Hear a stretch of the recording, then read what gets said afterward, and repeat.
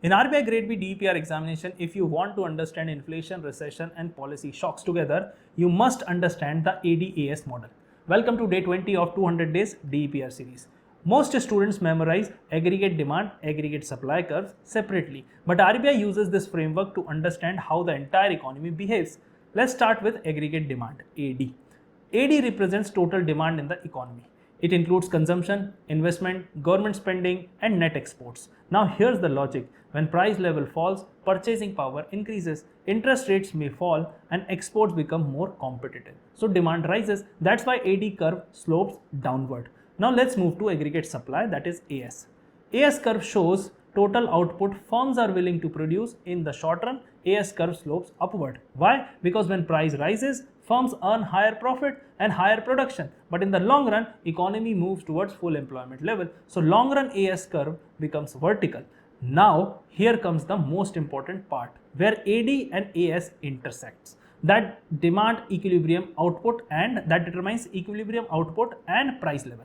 Now think like RBI. Suppose demand in the economy rises sharply.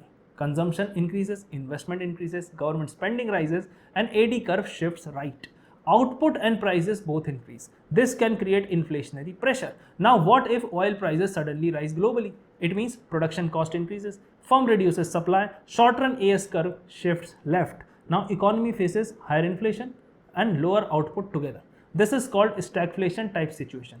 Very difficult for policymakers. Now think like RBI. If inflation is caused by excess demand, RBI can increase interest rates to reduce AD. But if inflation is caused by supply shocks, higher interest rate may reduce growth further. And this is why policy making is complex. Now connect this with India. Food inflation, fuel prices, monsoon shocks, global commodity prices all can affect aggregate supply. While consumption trends, government expenditure and investment affect aggregate demand. This is why RBI constantly monitors both demand side and supply side pressure. Now another important insight. Short-run growth can increase through demand simulation, but long-run sustainable growth depends on productivity and supply-side improvements.